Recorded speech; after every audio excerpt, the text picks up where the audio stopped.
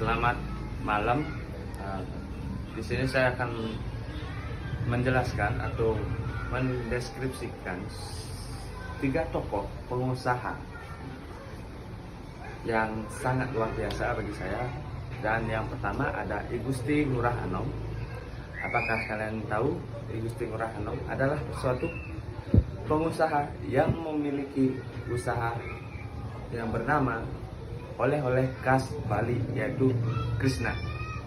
Nah, I Gusti Ngurah Anom dalam perjalanan menuju suksesnya, dia dilahirkan sebelum dia sukses, dia dari suatu keluarga pasangan petani yang miskin, dan dia tidak bisa menamatkan bangku sekolah menengah pertama yaitu SMP karena dia tidak mempunyai biaya.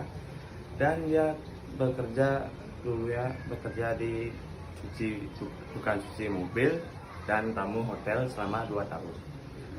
Dan merasa lelah dalam pekerjaan itu, dia memilih untuk berbisnis konveksi. Ya, bisnis konveksi itu adalah suatu bisnis yang di bidang pembuatan pakaian, yaitu pembuatan pakaian secara massal. Jadi secara langsung keseluruhan, langsung banyak segitu. Dan dia mempunyai modal awal untuk pembuatan bisnis konveksinya dia itu adalah sebesar 30 juta. Dan setelah 5 tahun berkembangnya oleh-oleh khas Bali yaitu Krishna, sampai sekarang saat ini omset yang sudah sampai 500 dan 1 miliar per bulan. Wow, bagaimana itu teman-teman? Bukannya itu menarik? Itulah kisah hidup pengusaha, dan sekarang ia kerap membimbing pembisnis atau pengusaha yang pemula atau yang baru-baru, ya, yang kecil, pengusaha kecil, ya, kerap membimbing itu. Dan yang saya dapatkan dalam perjalanan hidup Haji Ngurah Haji Anom ini adalah beliau sangat gigih dengan tujuannya, dan beliau sangat besar tekadnya untuk mencapai kesuksesan dalam memeluk bidang entrepreneur atau menjadi seorang pengusaha. Dan itulah yang saya dapatkan. Dan lagi satu, jangan patah menyerah. Itulah kunci kesuksesan dari beliau, yaitu I Gusti Ngurah Anom. Dan yang lagi satunya ada Reza Hilman. Nah, kalian pasti asing ya mendengar nama Reza Hilman. Tentu saja asing. Di tahun 2014, apakah kalian pernah memakan suatu keripik atau keripik singkong yang diberi nama yaitu Maici? Kalau kalian pernah, berarti suatu jalur. Nah, keripik singkong Maici inilah yang dibuat oleh Reza Hilman. Reza Hilman adalah salah satu founder Maici yang membuat usahanya, yang dari modal awalnya dia itu adalah 15 juta, dan bekerja sama dengan produsen keripik singkong lokal. Dalam mengawali bisnisnya ini, Reza dengan melakukan pemasaran sederhana, yaitu out of the box, yang artinya adalah penjualan tanpa pembukaan toko atau sebuah toko atau ruko atau lain-lainnya.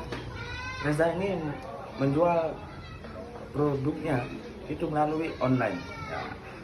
Ya tahun 2014 ya, masih rada-rada lah, belum tahu semua lah, online itu belum berkembang lah online itu. Jadi Reza Hilman ini dia menawarkan produknya di online, ya, seperti lewat Twitter, Facebook, Instagram, Google, atau lewat internet yang lainnya. Kunci kesuksesan Reza Hilman adalah dia berani untuk mengambil sesuatu resiko yang kita tidak tahu nantinya. Mungkin bakalan kita gagal atau kita sukses. Itulah resiko menjadi seorang pengusaha. Dan yang ketiga, ada seorang pengusaha yang bernama Inengah Nadia. Apakah kalian pernah berbelanja di supermarket yang bernama Kokomart atau Koko Express? Nah, Inengah Nadia ini adalah founder dari Kokomart atau Koko Express. Inengah Nadia merupakan seorang pengusaha Kokomart dan Koko Express. Beliau lahir di desa Karangasem pada tahun 1969. Beliau adalah seorang putra dari seorang petani dan ibu yang berjualan kain congket di pasar.